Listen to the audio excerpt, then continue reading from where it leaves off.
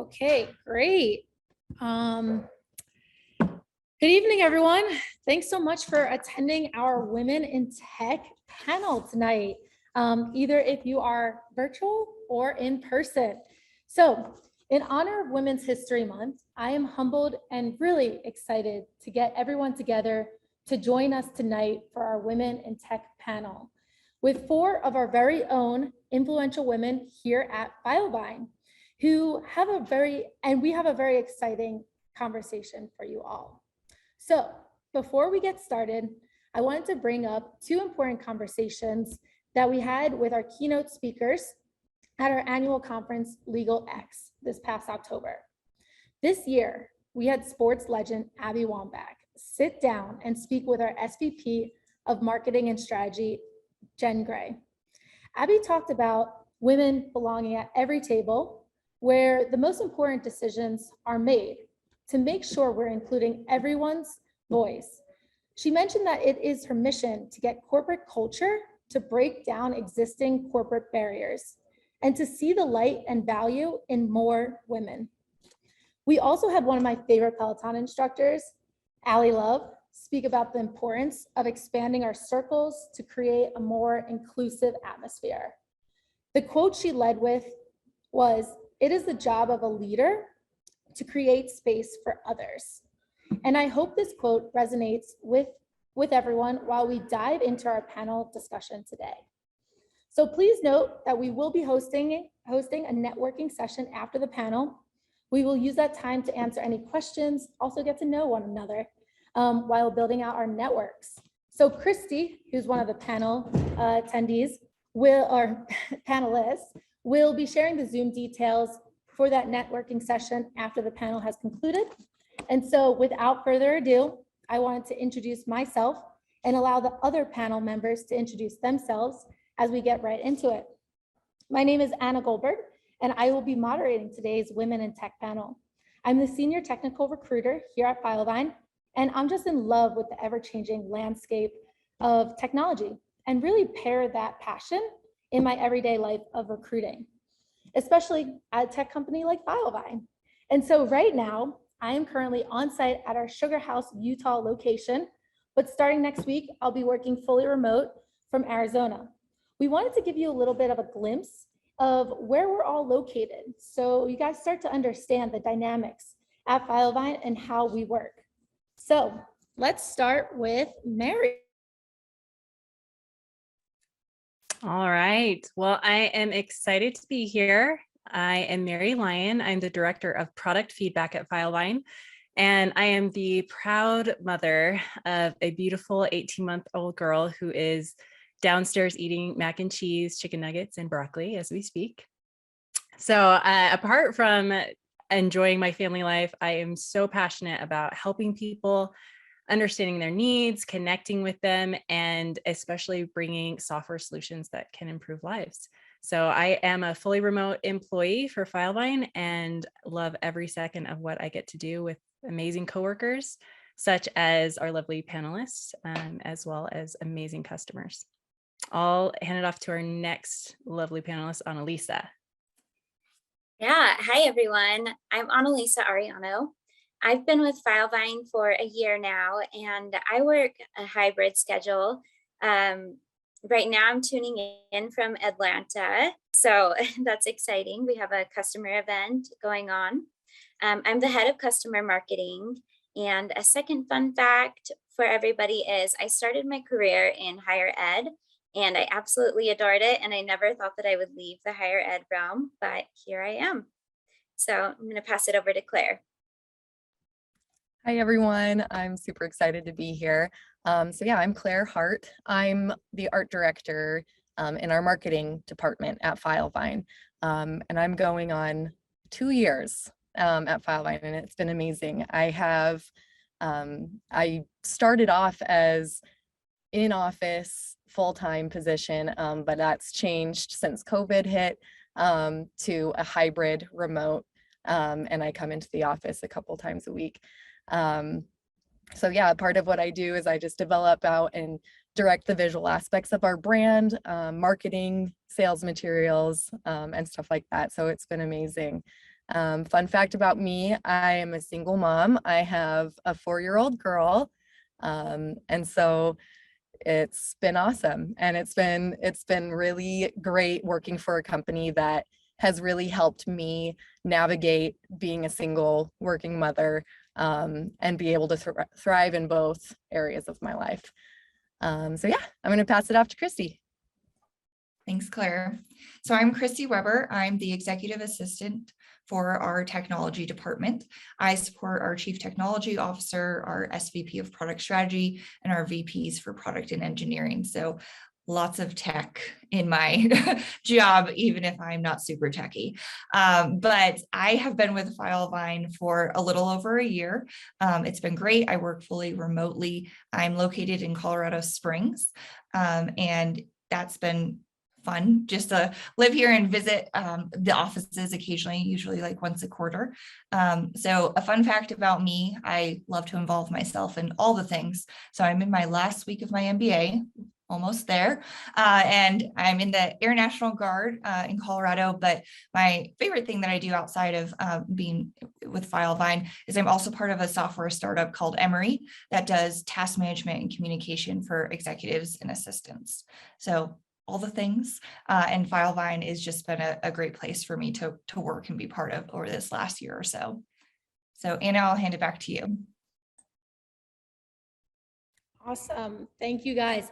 I guess I forgot my fun fact. One of my fun facts is I backpacked around the world for 8 months solo. Went from Australia to Southeast Asia to India to South Africa, and then ended in Europe before I came home. This was, of course, way before COVID was COVID, probably 5 years ago. So what I like to do in my spare time, which I haven't been able to do over the last 2 years, is travel. So I do like the flexibility that Filevine gives me.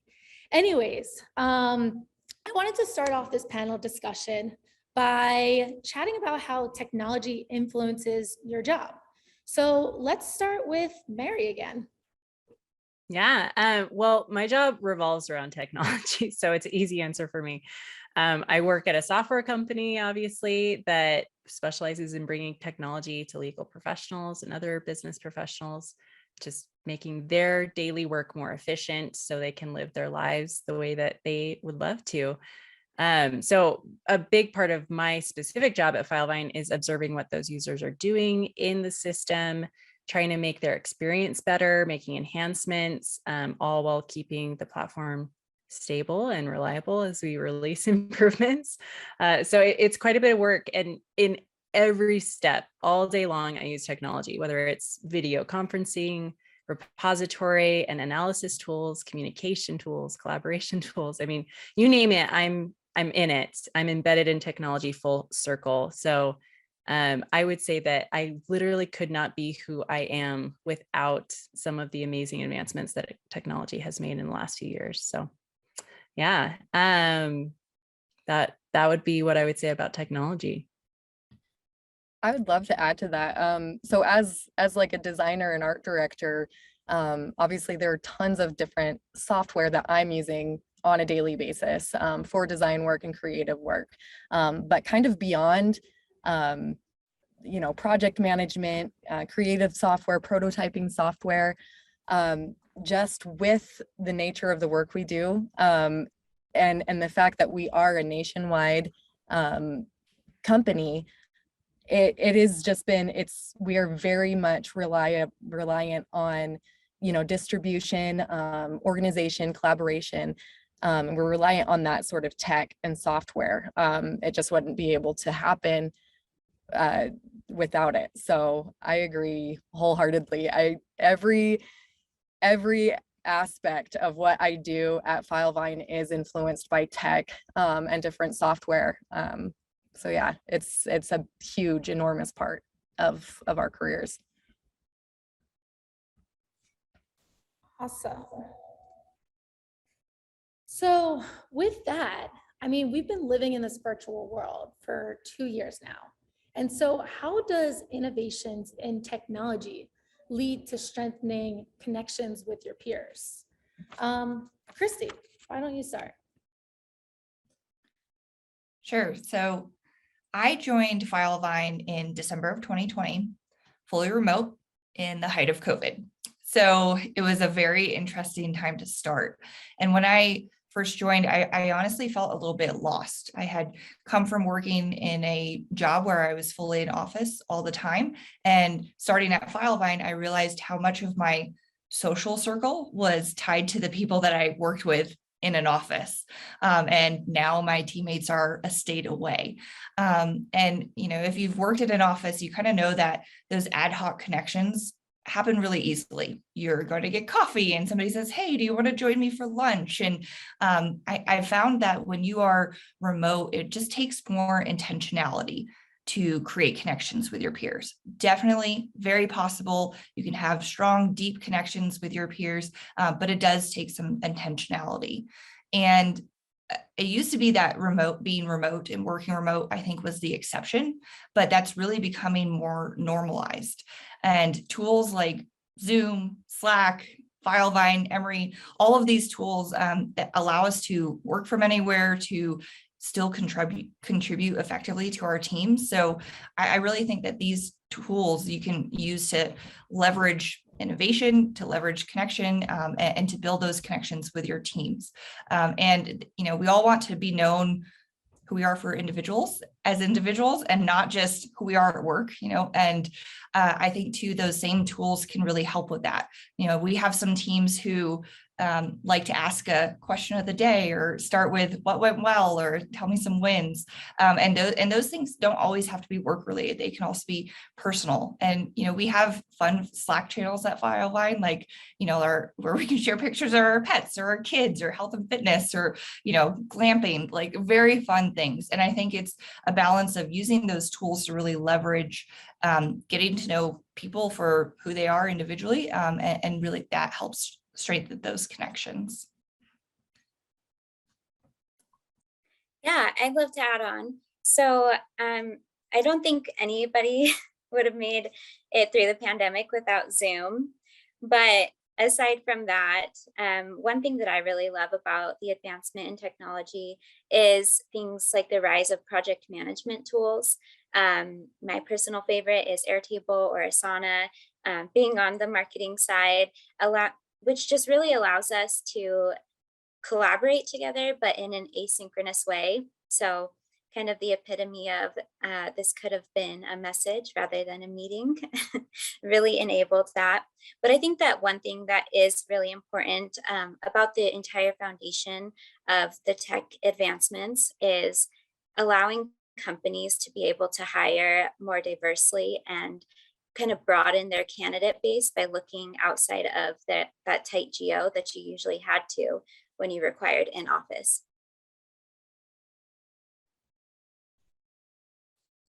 Yeah, I absolutely love that last point, Annalisa. It definitely broadens our horizon and our candidate pool and really can increase the diversity that we bring to the table. Not only talking about diversity, how we think of in terms of like race or veterans, but really diversity in terms of people not being from the same area like Utah. So I love that point, Annalisa. Looking back at how we all got our foot in the door at a tech company, what advice would you give to females as they pursue careers at tech companies or as they pursue leadership roles in technology? I guess, Annalisa, want to start off with that? Yeah, of course. So I'm going to take a step back and give some advice that I hated to hear when I was more junior in my career. But very cliche that building your network is everything. So I got my foot in the door at my first tech company through a connection. And I don't take that for granted, especially those kind of looking in the marketing field. The marketing industry is extremely, extremely competitive in Utah in general. And then it's heightened when you look at tech.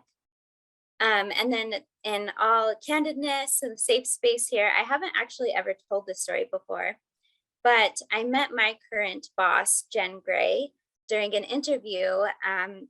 So she was interviewing me when she was at a different company.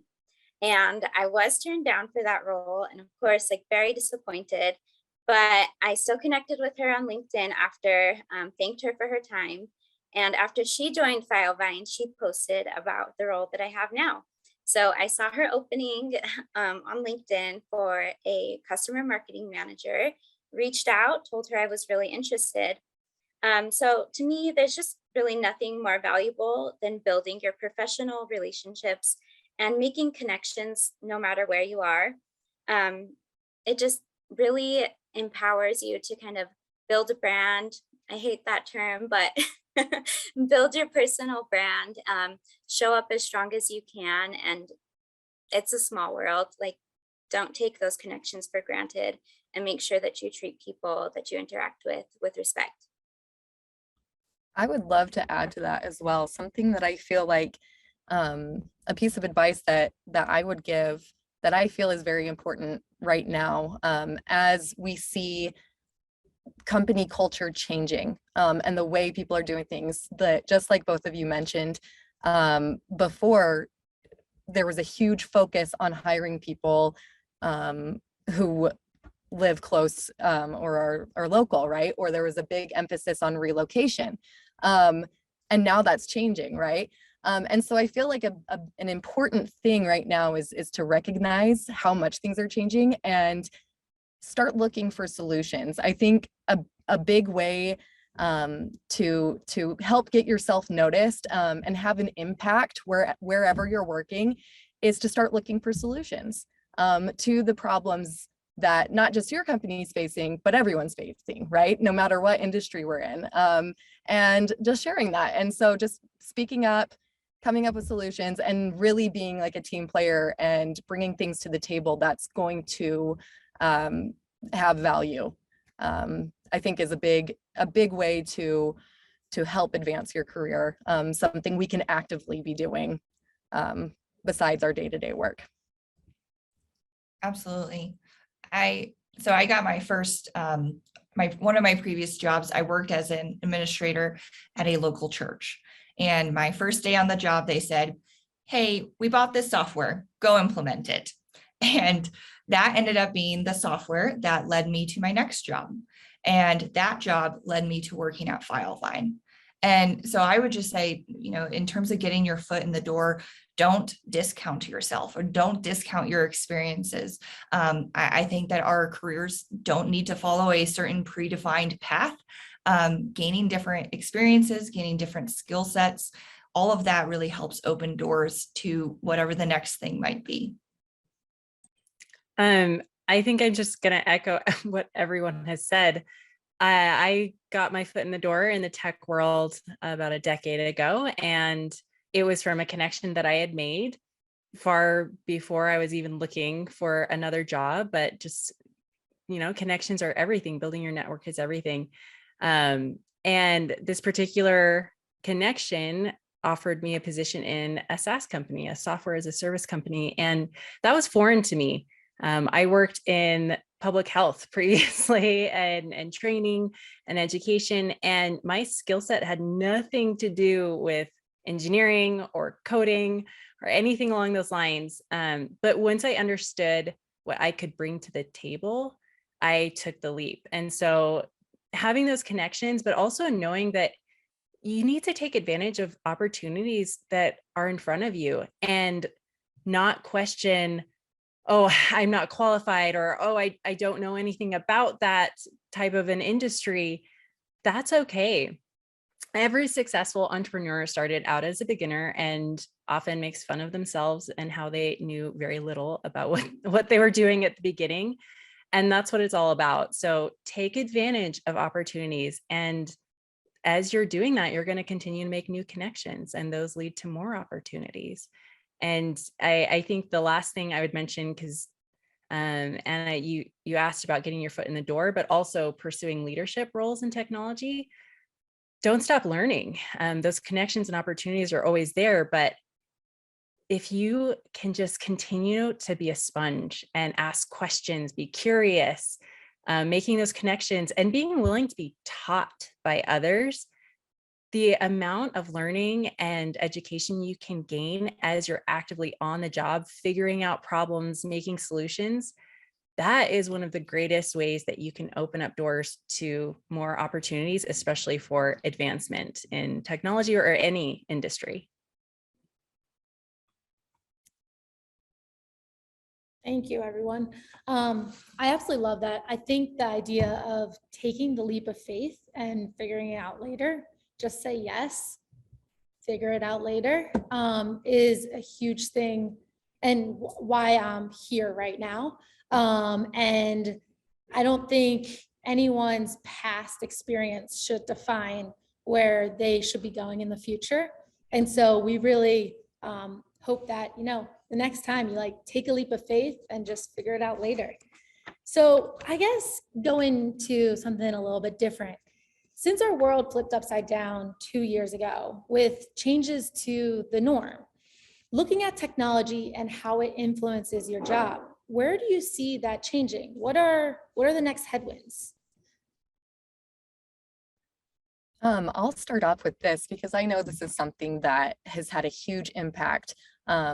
Not only am I a professional in the tech industry, but I'm also just in the creative industry in general. And so there are a lot of, as I mentioned, a lot of programs that I use on a daily basis to, produce different things that we offer, right? And so a big thing that's been a necessity is being able to collaborate with my team remotely. And I feel like before COVID started, there were some advancements in that, in tech and in software, but to see how much it's progressed in just the past couple of years has been amazing. And the ability to connect and collaborate in real time with your teammates, no matter where they are physically, has been huge. We mentioned this before, but a big part of that is also opening up doors for all of our career opportunities because of this ability to really work remotely and to do it just as effectively as before, as working in person. I know at Filevine, even in just the past few months, the people that we have been hiring the majority have been out of state. I mean, it's been amazing to see. And so everyone's opportunities are opening up a ton. And so it's really changing the way that we're working together, what expectations are for a job, and just the amount of things that we're going to be able to do. And so I think it has been amazing just to see the advancements and the progress of all of these virtual softwares. And it's just going to continue to become more intuitive, more user-friendly, so that it really makes life easier for all of us. So it's really cool to see. I'll add on to that. In a lot of ways, the last few years, it just put more pressure on technology. And like several of us mentioned, technology is at the heart of what we do in our daily work, not just producing software, but also utilizing it in every aspect of our jobs. And I really feel like one of the changes that I've seen, there are several, but one of them is a greater amount of education or need or demand from users in any industry for any software. People discovered that they need to put boundaries on how often they work, how long they work, where they work, when they work. And I feel like that in a lot of ways exposed the need for more efficiency in every business, in every industry.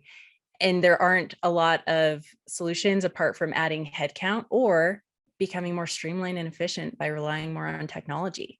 And so I feel like that's huge. And the amount of education and immersion that people have in technology now means the suggestions they have for new features or dreams that they have for the technology and what it can do or should do.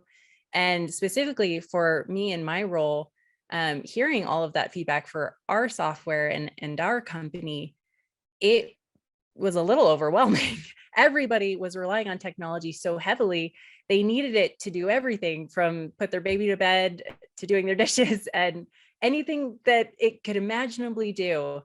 And I had to take thousands of data points then and turn them into actionable and digestible informations for product teams. And that's difficult to do unless I decided I didn't want boundaries and I wanted to work 100 hours a week. But instead, we turned to technology again and advancements in technology with machine learning and trying to spot trends in the feedback and the needs of customers. So we're not just relying on our own insights as we're digesting information, but we again are taking out man hours by relying and leveraging technology. And so I think that's going to be a trend you're going to see in every industry, that technology is relied upon so that humans can lead their lives outside of work. And I think it's a really positive trend, personally.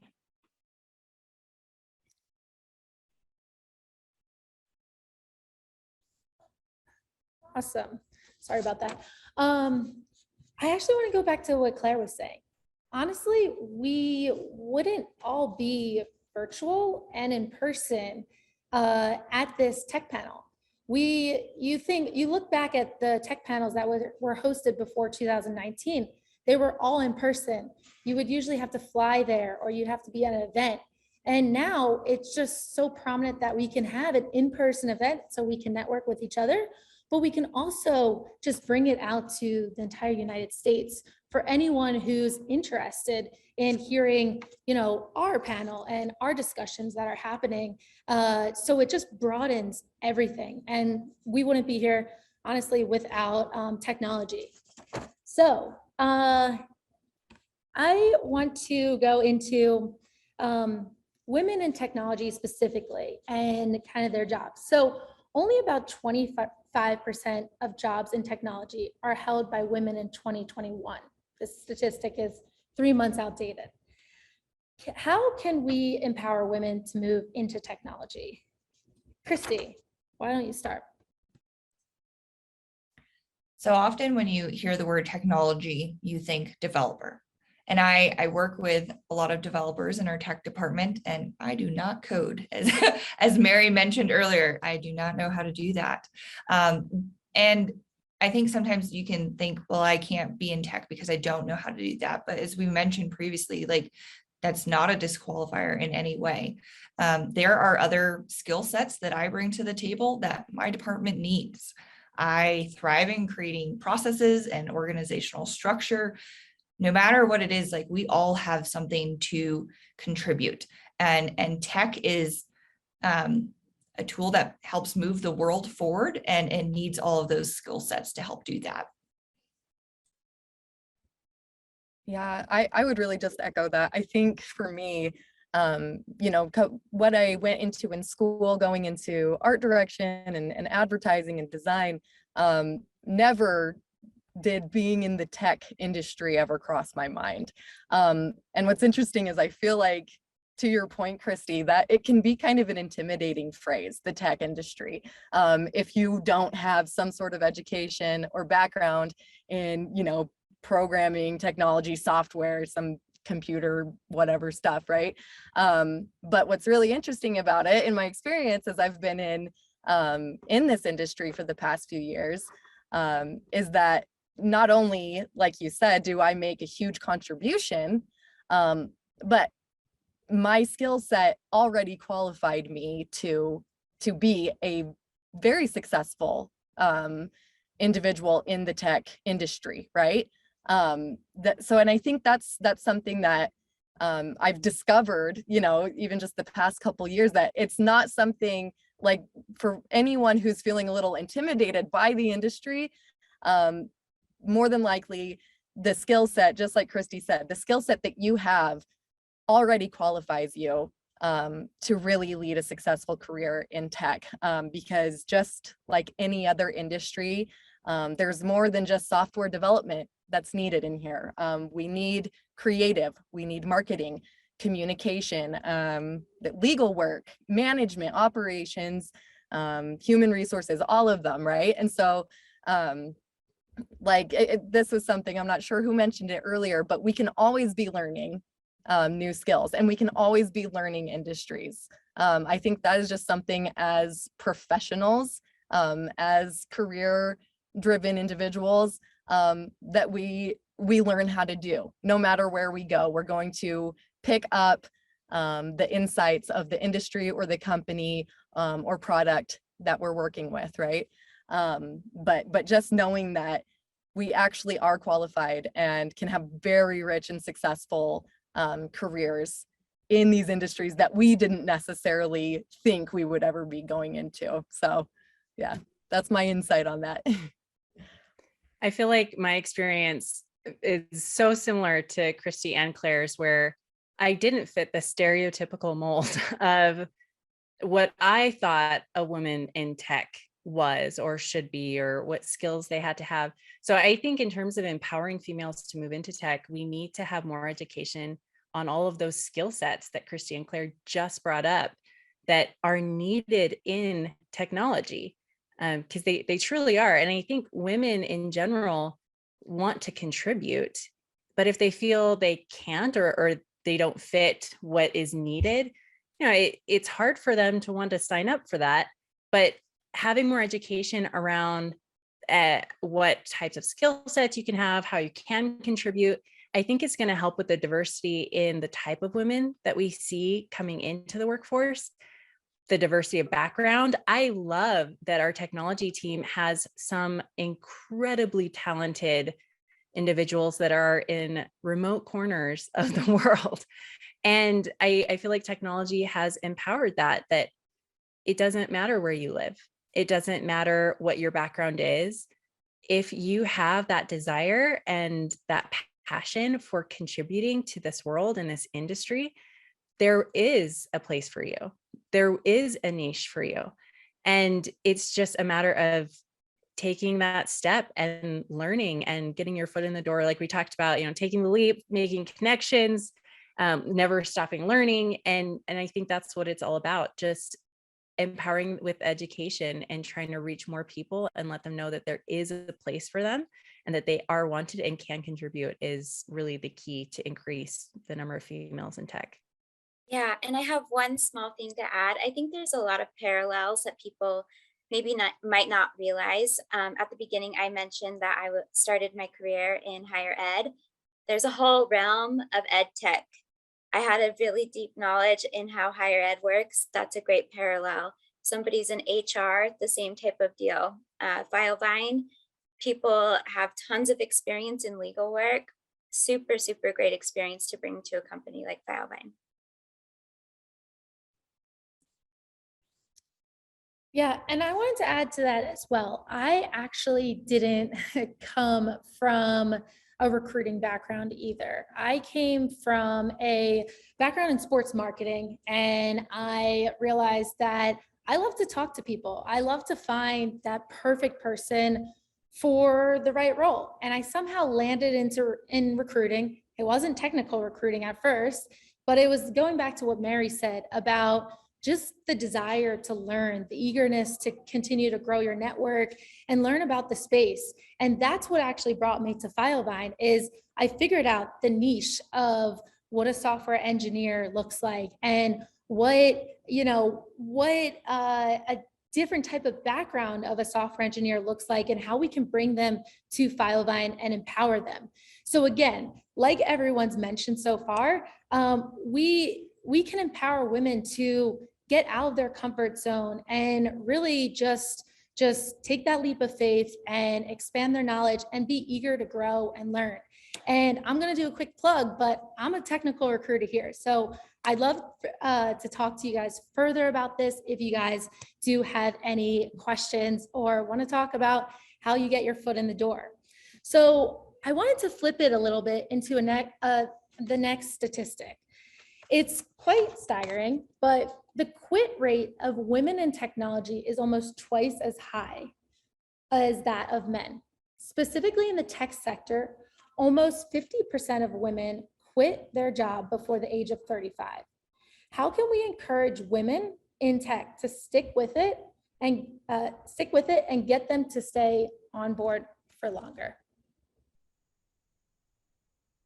I feel like you're not going to be able to get me to stop talking about this one, but I want to address a couple of things. There are a lot of reasons that I think this happens. So I want to bring up just a few. Again, to Anna's point, feel free to chat with us after. Several of us will be on the remote panel. So if you want to talk about these topics more in depth, come chat with us after. But the elephant in the room for me, I'm a mom and a working professional, and that is hard. There is no minimizing that.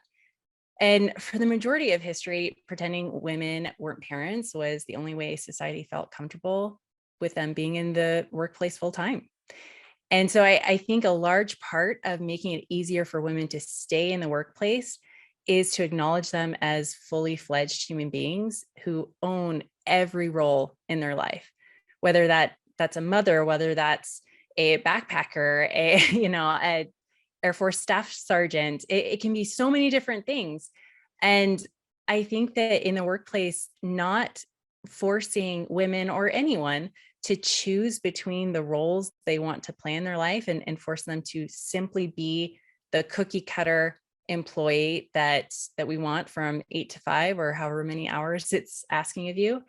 And it's really interesting as you look for a company or a professional home, as I like to call it. It's very obvious when you talk to some companies who allow women to play multiple roles in their life versus those that empower them and encourage them and want them to thrive and set up a culture where that is expected and that's possible and that's the norm. So I chose both, and I love that I've been able to find a place where that is empowered and encouraged. But not everywhere is like that. And normalizing that creating human life can be done and should not be a loss or a risk to a company, that all life events should be normalized and embraced and encouraged. And especially for women, it's easy to feel like partners are advancing more easily or making more money, which is statistically true. So I'll just make sense for me to be the one who stays home and, be with the kids or help with a sick family member or whatever it is. So I think that's huge. And then I think there's a second piece that isn't talked about as often, where we don't make it easy to come back.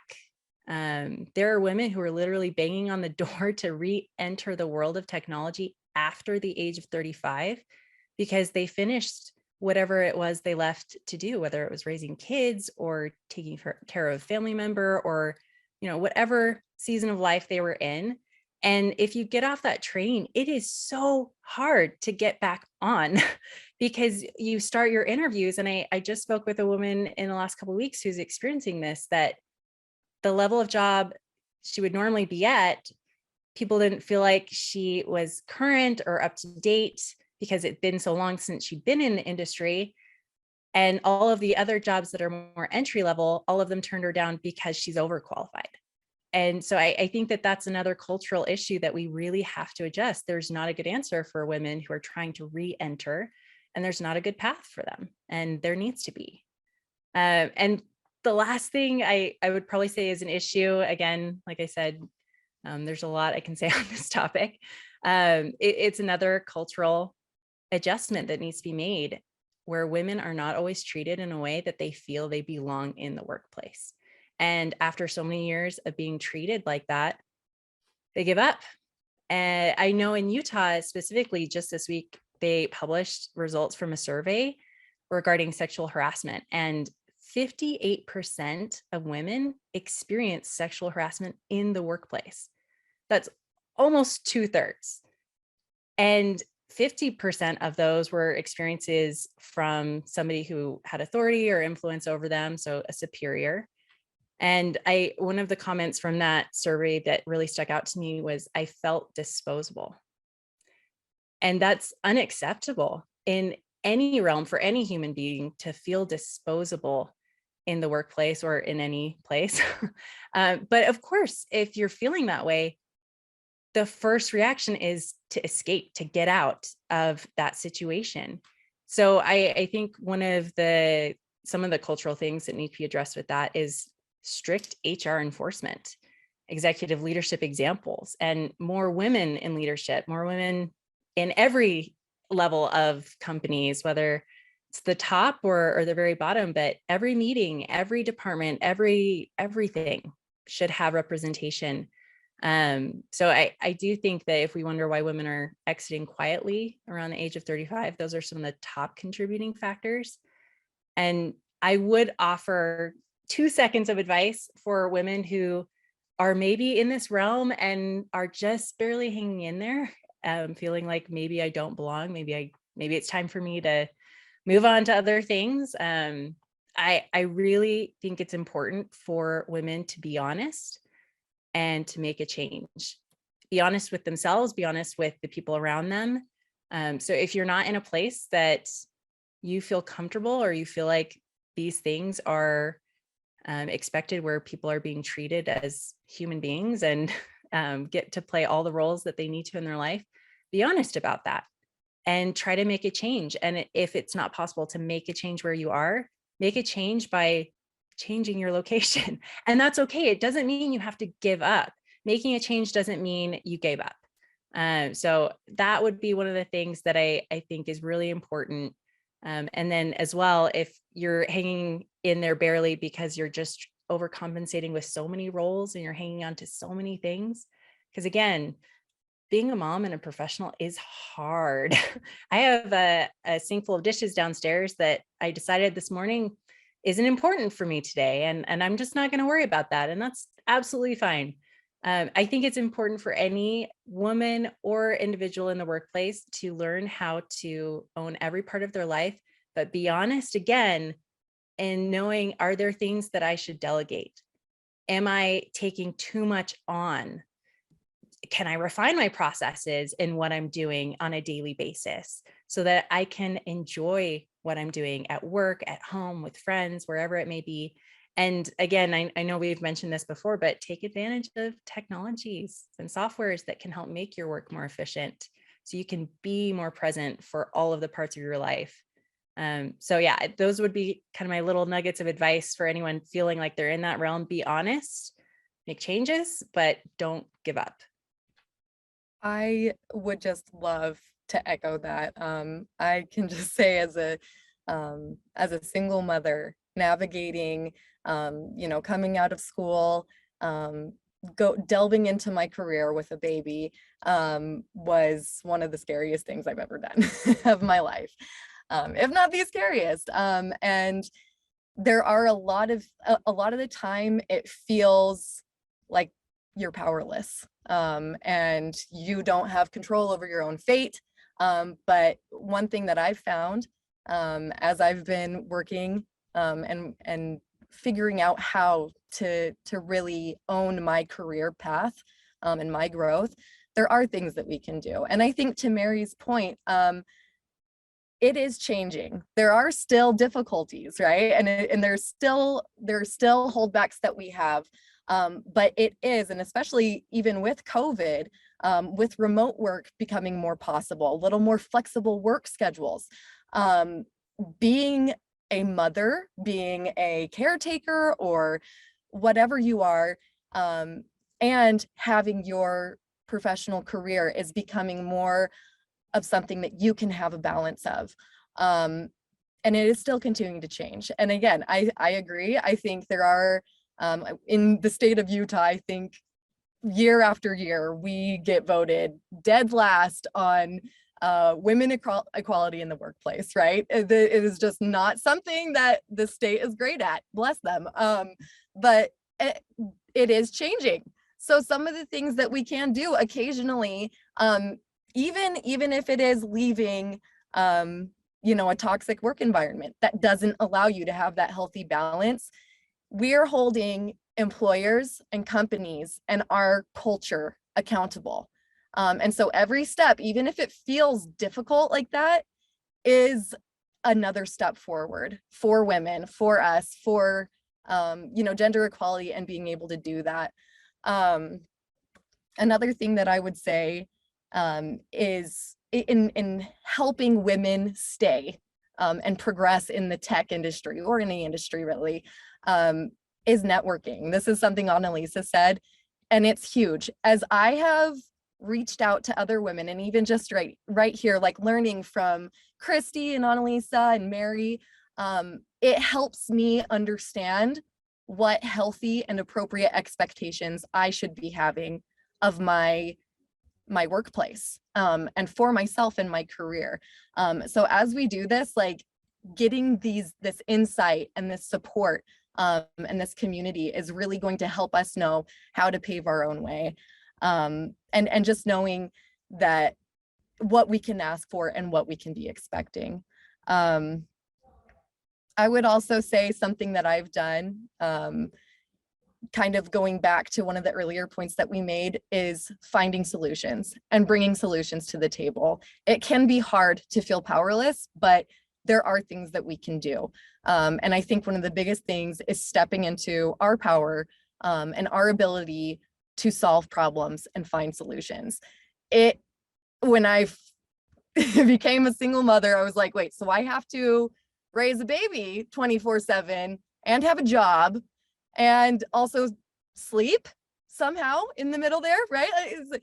That seemed impossible, but you find solutions. So if we can step into our power there, find ownership of that, and bring solutions to the table with confidence to our employers, to our teams and our companies, we can start helping the change of this culture and everything. So I think those would be my points of advice from my perspective of how it's been for me in my career.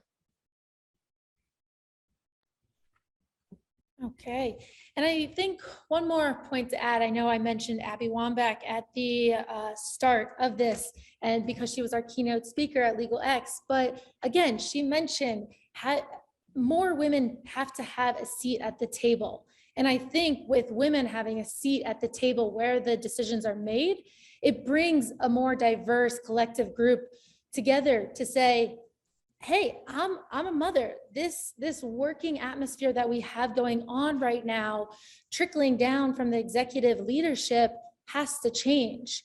And so again, just like echoing all of Mary's and Claire's points, and mentioning that diversity is so crucial, especially at the top, especially at the bottom, to fill everything in between, is just something that I want to quickly mention.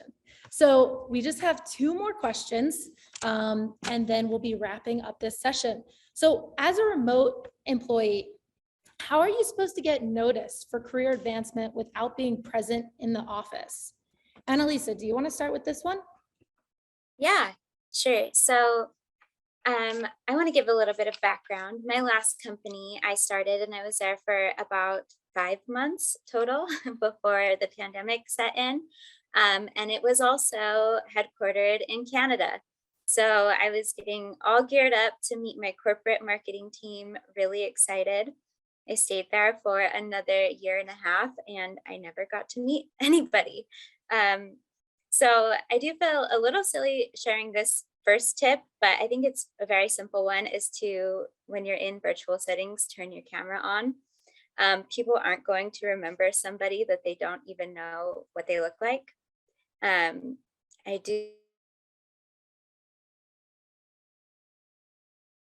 It's just important to get your face out there. But of course, if you're sick, is my internet okay? Yeah, okay. I got a little sign that it wasn't. We all understand that you're human. So I'm not saying you have to be a robot that's picture perfect every single time, but as much as you can, get your face out there. I think another thing is create paths for yourself so that people can hear from you. So don't be afraid to send a message on a company all email, or announce something like a big project on a group Slack. If it's relevant news, if there's an employee ERG group that you're interested in, join it. If you're not as outgoing, you can stick to the same things. Make sure you attend every all hands. There's lots of valuable information in there. So I'm kind of looking at some notes. I also love to do a weekly wins list.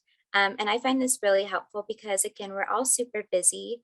And my weekly wins list allows me to really kind of culminate and not forget about all the, as my supervisor would call it, the pebbles, or the rocks, pebbles, and sand that you do in your day to day. So the really big things, the kind of menial things, and then always on. Those always ons add up. But it's also important to not forget about those big projects, to kind of just brush them off, because it's always go, go, go, so that you have a really valuable and tangible list of things that you can put forward that you've influenced or run completely when it comes time for a year-end review or just a one-on-one, and kind of connect lines of, hey, look, Mary and I worked on this together. Here's how it went. Claire and I worked on this together 7 months ago. Here's how that went. That's great. And I'll join in too. I definitely agree that it's important to speak up, let people know what you are interested in. Say, hey, I saw you have a meeting for that thing. Could I join in? I'm really interested in whatever the thing is. I do that a lot. I also think it's important to, like, this is whether you are remote or not, just be excellent in what you do. That speaks, I think, the most volumes of your work and kind of getting noticed. I think to just communicate when you're remote more than you think you need to. I think that communication part is key. I think having your video on as much as possible is a great thing, but also working to fill in the gaps. So whether that's communication, whether that's just being active, anytime that you can build trust and relationships with others in the company, this is, just building relationships in general. There have been many times where I've said, hey, I'm not in office. Can you print that thing for my executive, because I can't physically be there? And that couldn't happen if I didn't build those relationships with people who are in office, build that trust. And again, just really comes back to being intentional with how you present yourself, with your time, and all of those things really help to get you noticed and help you advance in your career, whether you are remote or not. I think Annalisa and Christy kind of hit it on the head. It is tough, right? Being present in the office makes it easy to be present in people's minds, out of sight, out of mind. That is a very true statement. But as Christy and Annalisa both mentioned, something else that makes you present in people's minds is being amazing at your job, doing incredible work, but not doing it behind the scenes. And I think that's one of the big call outs, right? To communicate what you're working on, to collaborate as much as possible, and to celebrate and vocalize the wins that you are having in your job, those successes and those accomplishments and the progress, whether it's with your peers, your manager, or with other departments in the company, with other executives, with other leaders. Being able to, as much as, again, Annalisa, I agree, like I hate to use the terminology of the brand, but advertise yourself, of making sure people know what you're doing and why you're doing it. Nobody likes a bragger who's just bragging to brag, obviously, but if you're amazing at your job and you're pushing the needle on company initiatives or helping the teams progress in certain ways, those things shouldn't go unnoticed. You shouldn't do them behind the scenes. And we're all guilty of doing many things behind the scenes to help keep our companies running successfully. And we need to do a better job of vocalizing those things, shining lights on them.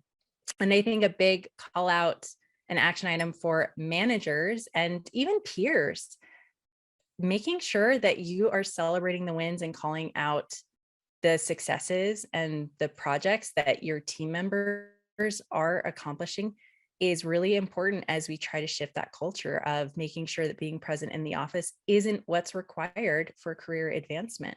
It's important that people know what amazing jobs our employees are doing. And if you see your teammate accomplish something incredible, call it out, make sure it's celebrated and seen by everybody. And again, an action item for any managers, make sure you're doing that for your team. Make sure you're celebrating their successes, because their success is your success. Everybody is trying to make sure we're progressing That's what a company is all about. We are all on the same team. We're all pulling for the same thing. And there is no limitation or I guess shortage of success and the amount of celebration you can do. So don't feel like you're doing too much of it or shining too much of a light on yourself or your coworkers or your teams, because there's no such thing. The more celebration, the better. That's what brings so much joy to the work, being able to celebrate the unique things that we're doing and accomplishing and being able to share our passions together. So yeah. Thank you. Last but certainly not least, how can we help each other advance, continue to grow with new opportunities, provide and receive mentorship, and deal with imposter syndrome? I know, Mary, you mentioned a lot there, and I think the biggest takeaway from your last point was having your manager or your peers celebrate your wins and celebrate wins with everyone. And I know here at Filevine, we have a gush channel where we gush people on their wins. And it is so exciting to be a part of that, where everyone's high-fiving and whatnot. But I kind of want to hear, from everyone on this question, how can we help each other advance and continue to grow with new opportunities? So Christy, over to you. I definitely agree with the idea of celebrating wins, celebrating each other. But on the flip side of that, I think we need to celebrate failure. And the reason for that is that I think, if you act like you've got it all together and you are, everything's perfect and pretty and there's nothing ever goes wrong, that takes away an opportunity for learning. And I think that every experience, good or bad, you have an opportunity to learn, you have an opportunity to grow. And sometimes the best way to learn is from other people's experiences. So share your learnings, share how you failed, what didn't go well, what you took from that, because then that helps somebody else know and grow from that experience and not have to learn the hard way. So I think it's normalizing, celebrating failure and when things don't go perfectly, but also that, like, what do you actually learn from that? And I also think that mentorship really doesn't need to be formal. Sometimes you think of the term mentorship and you think, I can only do it with a person who is X ranking above me in terms of titles, right? And they know all the things, but you can be mentored by a peer. If we are sharing our experiences, good or bad, all of that is just a great opportunity to grow, to advance, and to encourage each other along the way. Yeah, I love that. I love the emphasis on continual learning, and I have a little bit more to share on that. So this question has a lot, and I wanted to hone in on one topic specifically, which is imposter syndrome. And all I can say is, for me, that it hasn't ever really gone away, and it sucks. But as of lately, like a week ago, when I was experiencing some imposter syndrome, I decided to reframe it a little in my mind. And I know that it'll ebb and flow throughout life, professionally and personally, but it isn't something that I ever want to completely get rid of, because that, to me, if it goes away, it means I'm no longer learning. And if I never have to experience imposter syndrome again, to me, it kind of feels like I've become complacent and I'm no longer stretching myself or putting myself in a situation where I feel uncomfortable. So even if I reach the top of the career ladder, say I'm a CEO for 25 years, I still expect to experience imposter syndrome, because it's new experiences, challenging situations that you're still continuing to grow and stretch yourself in. Continual learning is very important to me. And so I think it's just figuring out a way to deal with it and not be so hard on yourself when those episodes do hit. What are your thoughts, Mary? Yeah, I was like, oh, I want to talk about imposter syndrome too. I really feel like Annalisa's right. It never really goes away at any stage of your career, especially if you take some of our earlier advice about like taking the leap, take opportunities, learn as you go, and it's okay to stretch. And that means there will be plenty of moments where you wonder, can I do this? Am I in too deep? And I really feel like one of the things that I've come to realize is a lot of the voices in my head when I experience imposter syndrome are things like, I'm so unqualified. Why am I in this position? I'm no good at this job. I can't do anything right. I'm such a failure. And those are all feelings and statements that are coming from fear. And I learned that if I can separate facts from my feelings, I can often reframe what's happening. And I actually think Annalisa's ideas of the weekly wins, that is often one of the ways that I snap out of that and I take an unbiased, objective look at what is my job? What am I trying to accomplish? What are the positive contributions I've made because of what I'm doing?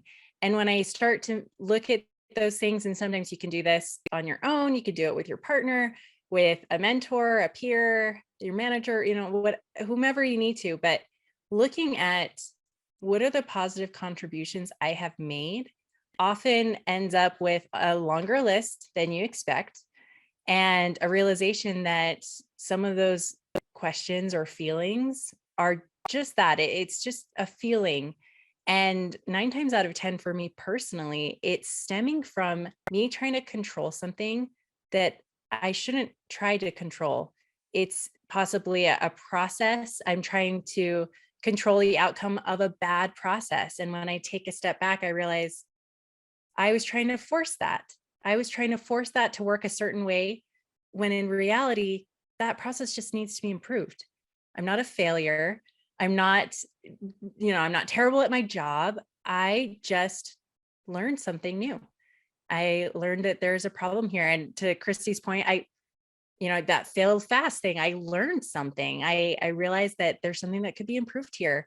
And I do think it's a great call out to everybody to celebrate those items as well. Recently, a VP in our company, Dr. Kane Elliott, posted about something that he learned. And he is one of the people that I absolutely respect and revere so much. And to have that reminder that at every level, you will have those questions or doubts or concerns, and remembering that, no, I'm contributing positively, and it's okay if I don't know everything. I'm not supposed to know everything. I'm supposed to keep learning, and I'm supposed to keep stretching, and I'm supposed to keep growing. And that's not a bad thing. And it needs to be embraced. And I think that's one of the keys, that it's okay continuing to stretch. Sometimes it doesn't feel comfortable, but it is so good and it's so healthy. And you'll look back and be so proud of the contributions you made because of it.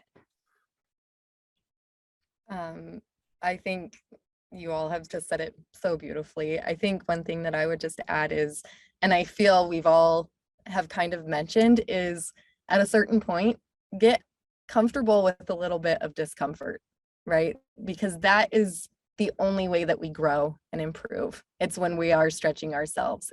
And that's the point, right? I think that there are certain things, overwhelming imposter syndrome isn't helpful. It isn't useful. It doesn't help you be your best version of yourself or do your best work. So I think I think everyone has said such wonderful words. The only thing I would say is just to remember that your unique perspectives and strengths and talents matter. And what you bring to the table is going to help move the needle, whether it's in your company or whether it's in your friend group or your family, wherever it is, but especially in your career. Your unique perspectives, tap into that and own who you are and know that it is valuable, and it is something that is going to help whoever you're working with or for, or whatever product you're doing. So that's what I would say there. Awesome. Thank you, everyone. Give us 1 second. Okay. I think we all mentioned the imposter syndrome when you're at your job or at home, but going from a recruiter perspective, I actually notice imposter syndrome happens before you even get a job. So there's a statistic out there that women, like 55% of women, if they don't check all of the boxes off in a job description, they automatically take themselves out of the running. They don't even apply. And so I feel like we got to switch that imposter syndrome around before you even apply to a job. Because statistically, men, if they check off 50% of the boxes, they are applying to that job. And so I hope, there's so many different takeaways from this conversation today, but I just hope we stop taking ourselves out of the running before we even try. So this is it for our Women in Tech panel. We sincerely appreciate everyone coming out to join us today, and we hope the conversation doesn't stop here. So everyone tuning in virtually, we will be opening up a new Zoom room where Christy and Mary will be able to answer any questions and network with you all. Christy will post these details in the chat, so please make sure to copy and paste or write them down. So when we close out the webinar, you'll be able to join that new room. For everyone in the Sugar House, Utah location, we'll be having a little tour in our office, as well as a little bit of a networking event and enjoying some snacks. So again, thank you so much for joining us today. We really appreciate it. Happy Women's History Month.